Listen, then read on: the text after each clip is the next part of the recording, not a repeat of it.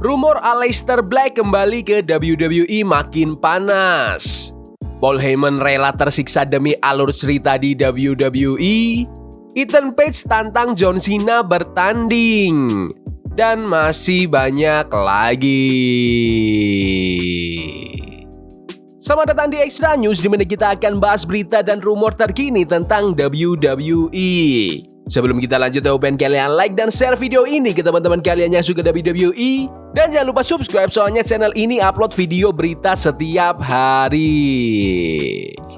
Rumor Aleister Black kembali ke WWE makin panas.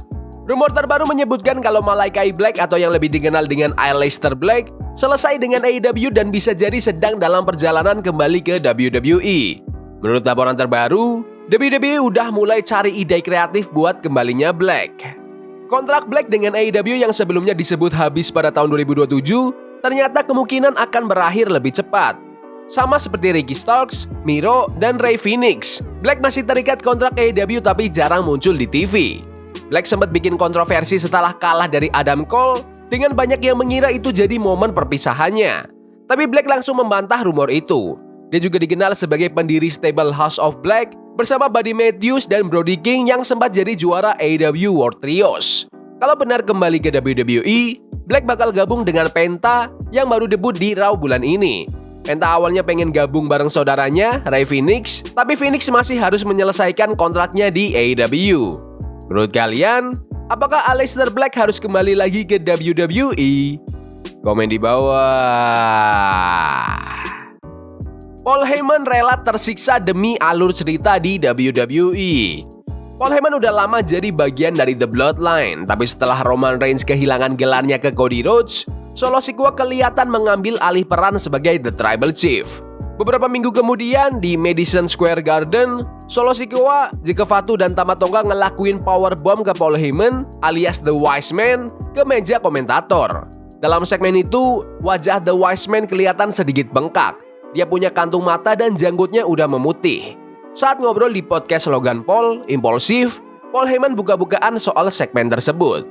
Kenapa aku lakuin itu? Karena cerita ini butuh itu. Secara pribadi, aku bukan aktor yang bagus. Aku harus bantu diriku sendiri supaya tampilanku meyakinkan. Bikin orang mikir, orang ini kelihatan stres banget. Aku gak bisa nangis kalau aku habis tidur nyenyak, makan enak, olahraga, dan tampil rapi. Tapi kalau aku begadang 1 atau 2 malam, gak cukuran, gak keramas, makan sembarangan, bahkan makan makanan yang bikin kulitku kelihatan pucat, itu baru bikin aku kelihatan kacau. Aku sengaja pilih setelan jas yang gak pas biar kesannya lebih buruk. Jadi, waktu aku bilang kamu bukan tribal chiefku, aku bisa beneran nangis karena aku udah bener-bener capek. Adrenalin dari reaksi penonton bikin semuanya jadi lebih nyata. Aku merasa buruk banget, tapi itu yang bikin segmennya berhasil, kata Paul Heyman. Menurut kalian, apakah Paul Heyman itu manajer terbaik sepanjang masa di WWE? Komen di bawah. Ethan Page tantang John Cena bertanding. Ethan Page baru-baru ini ngobrol tentang interaksinya sama The Rock di NXT New Year's Evil. Dalam wawancaranya di Busted Open Radio bareng Bully Ray, Ethan juga nggak ragu buat nantang John Cena dan ngajak dia mampir ke NXT. Aku udah pernah satu ring sama kamu, Baba Ray. Aku juga udah pernah lawan banyak Hall of Famers, legenda, bahkan orang-orang paling berbahaya di dunia gulat profesional, kata Ethan Page. Aku selalu siap buat naik ke puncak, dan The Rock adalah puncaknya. Aku siap untuk itu dan aku bakal terus siap. Dia lanjut, gak ada pegulat hidup yang bikin aku takut. Kalau John Cena lagi tur pensiun, hey, mampir ke NXT dong bro. Aku bakal lihat matamu langsung. Kita bisa bikin sesuatu. Gak ada pegulat lain yang bikin aku merasa apapun kecuali excited buat rebut tempat dan duit mereka. Menurut kalian, apakah John Cena harus sempatkan untuk lawan Ethan Page di NXT? Komen di bawah. Faksi LA Knight yang ditolak WWE. Meskipun sekarang LA Knight udah jadi bintang besar WWE, ternyata dia pernah punya ide bikin faksi waktu awal karirnya. Sayangnya, ide itu nggak pernah di-approve. Dalam wawancara dengan Witty Whittier, LA cerita soal konsep faksi tersebut.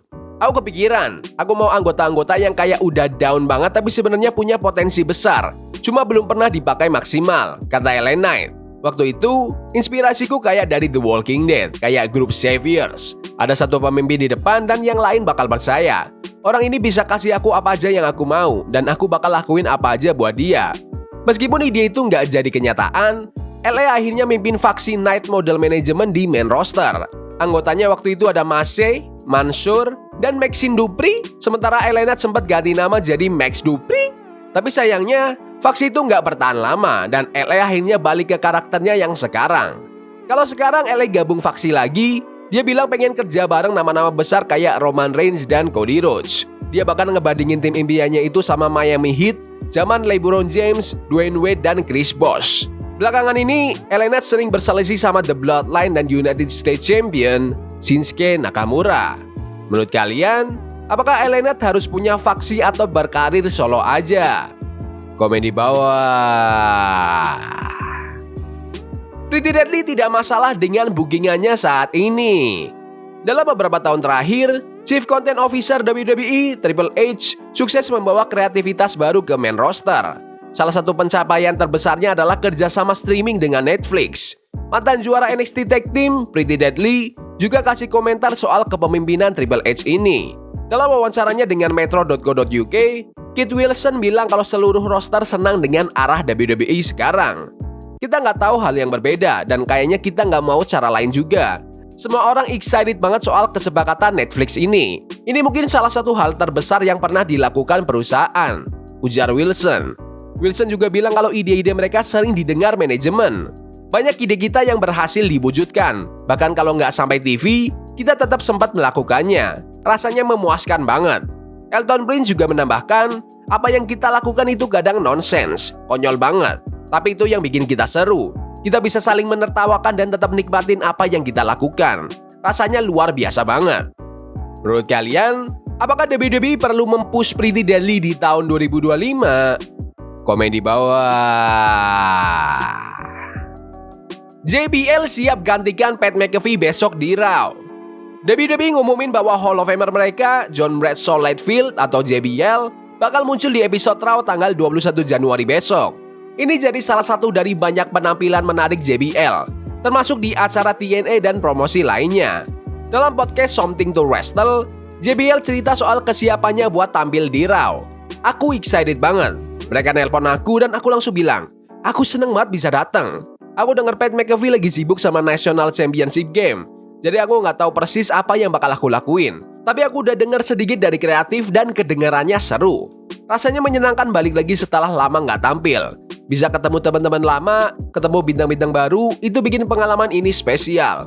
Mereka benar-benar ngerawat legenda dengan baik. Aku harap bisa kerja bareng Michael Cole lagi. Tapi apapun itu, aku siap buat tampil. Menurut kalian, apakah JBL perlu isi kursi komentator lagi bareng Michael Cole? Komen di bawah. Lince Dorado kembali lagi ke WWE. Lince Dorado muncul di acara live NXT tanggal 18 Januari, beberapa tahun setelah dia dilepas oleh WWE di tahun 2021. Dorado tetap aktif di kancah independen dan bahkan sempat jadi guest coach di WWE Performance Center pada tahun 2023. Setelah kemunculannya, Lince Dorado langsung nge-tweet soal momen tersebut. Dia bilang malam itu adalah malam yang menyenangkan. Dorado juga nulis, kali ini kita bakal manfaatin kesempatan ini sebaik mungkin. Energi positif aja. Dia juga bilang gak sabar buat ngajarin dan bikin lucha keren lagi. Selain itu, Dorado bahkan update bio X-nya jadi profesional luchador dan coach di WWE NXT. Di karir sebelumnya di WWE, Dorado adalah anggota Lucha House Party bareng Kalisto dan Grand Metalik. Menurut kalian, apakah Lucha House Party perlu kembali lagi ke WWE? Komen di bawah. Ya udah gitu aja video berita hari ini. Jangan lupa like dan subscribe ke channel ini karena aku pengen 8.000 subscriber di bulan ini. Tolong bantu. Yes boy. See you. Love is a game we play incognito. Forbidden fire on Nico. Burning for